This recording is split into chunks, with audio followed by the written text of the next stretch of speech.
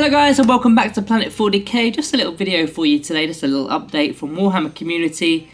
Now they've released an article today on the 13th of April in regards to tanks. Now tanks are tougher, as we know from one of the previous articles and one of the previous interviews that they did. But they've also confirmed something else in this article, so we're going to get into that now.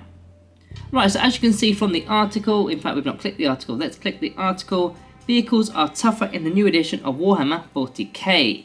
So almost every vehicle has been bumped up in toughness, so while toughness 9 used to be the highest you'd see in a game, in the new edition you can find units like the Orc Stomper with toughness as high as 14.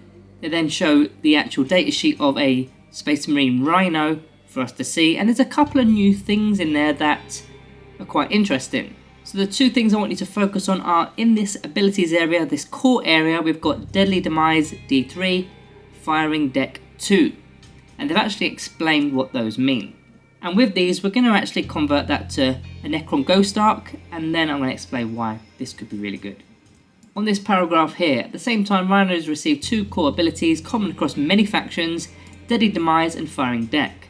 The first of these dictates how many mortal wounds are suffered by nearby units when the vehicle explodes, so that's nothing new here, it's just a vehicle explosion, which is Deadly Demise. But the second one shows how many embarked units can shoot from inside a transport. Both rules have previously existed in many different forms, they are now condensed into the core abilities for clarity. So let's go back to this datasheet again, Firing Deck 2 for the Rhino. So what this is suggesting is that two models that are embarked within the Rhino can shoot out of the Rhino's rectangular windows, if you like, with their weaponry. Now let's convert that to Necrons, because we're a Necron channel after all. Necron Ghost Arks, that's our main transport which carries our Necron warriors or our HQs, if those abilities still stay the same. So for years now, or throughout 9th edition at the very least, we've been crying out for open topped. We feel like the Ghost Ark and the warriors inside the Ghost Ark, they should be able to fire through the ribs of the Ghost Ark itself, but we never got that open topped ability, which was kind of strange. Now I think it's happening, because if a Rhino can do it with those two rectangular windows, then definitely the Ghost Ark's getting it right. The question is, how many?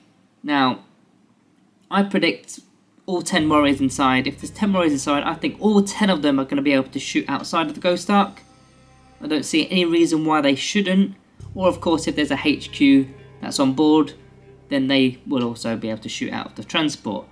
But this is huge for us, because one of the main flaws to a Ghost Ark was the fact that most players wanted to use 20 Necron warriors because 10 kind of wasn't enough, and if you wanted to make use of those warriors you had to disembark them, put them on an objective, but then they get completely removed because there's only 10 of them.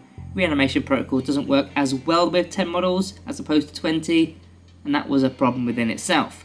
Whereas now we could actually just keep them on board, we can fire from within. Okay, the OC or objective, what was it again?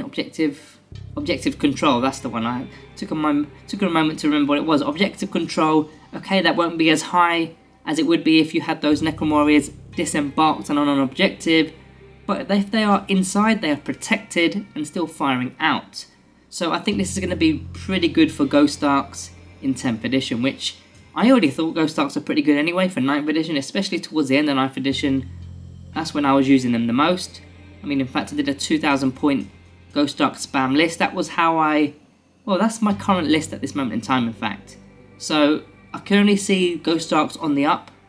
Let's just hope their price doesn't increase as well, their points rather, doesn't increase as well.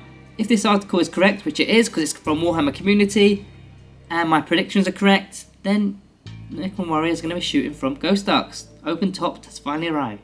There was also a balance update earlier in the video, but I don't think there's anything that relevant to Necrons. There's only one thing that I thought was a slight nerf, but it wasn't a direct relation to Necrons, which was the Abba the Witch from the Warcraft. One of the Warcraft secondaries has been moved to Purge the Vermin. Now, of course, we're not a psychic faction, but sometimes we were selecting Abba the Witch as like a third option, if you like. If you couldn't find a third one, you go for Abba the Witch against psychic factions.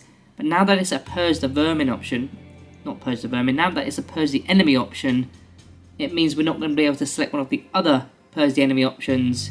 So it kind of gives us one less option, although it wasn't one of our best options anyway. But yeah, nothing really for Necrons, it was mainly for Marines, for Dark Angels in particular.